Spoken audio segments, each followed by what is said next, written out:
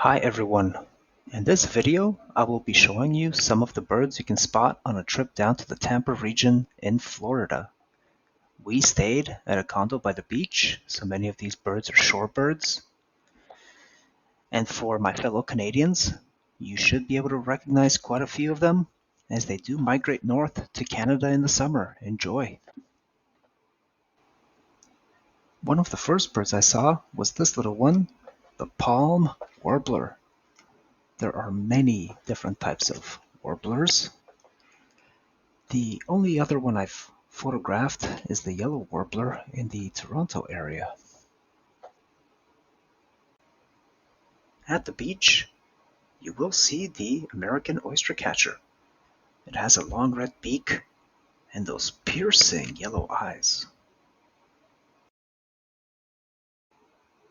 A common and fun bird to observe at the beach is the sanderling. As the waves retreat, they would rush onto the wet sand looking for sea snails. It's a very cute bird. A similar size to the sanderling, but with orange legs and brown feathers, is the ruddy turnstone. Amazingly, both the sanderling and the ruddy turnstone can be found in the Canadian Arctic in the summers. This is the willet.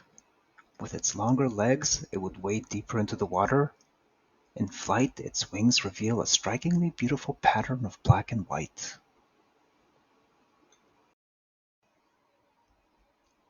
It was a bit confusing at first. It turns out that there's more than one type of tern.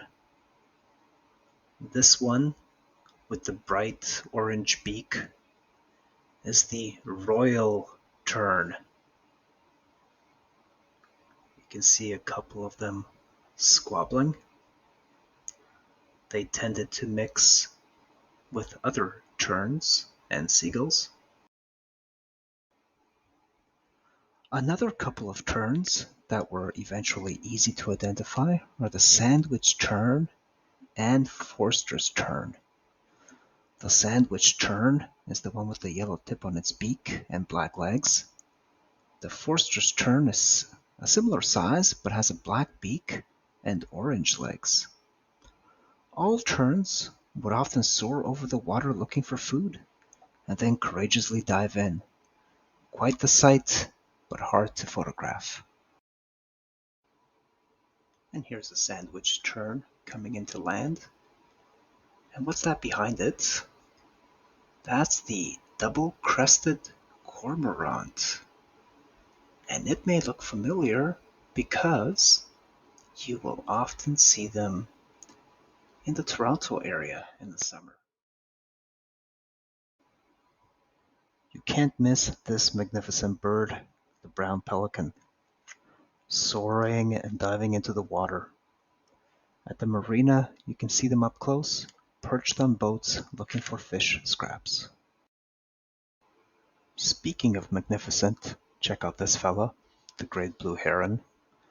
This one hung around fishermen at the beach, but I also photographed it at the marsh. Great blue herons migrate north in the summer, and are a common sight in the rivers and creeks around Toronto. This is the snowy egret. Despite its name, you won't find this one in Canada. At first I mistook it for a great egret, but it's quite distinct, with a smaller body, black legs, black beak, and yellow feet. I also photographed it at the marsh. Now this is the face of the great egret, with its large yellow-orange beak. You'll find the great egret in the Toronto area in the summer. In this photo, you can see a great egret, great blue heron, and the smaller one on the right is the white ibis. The white ibis was a very common sight in Florida.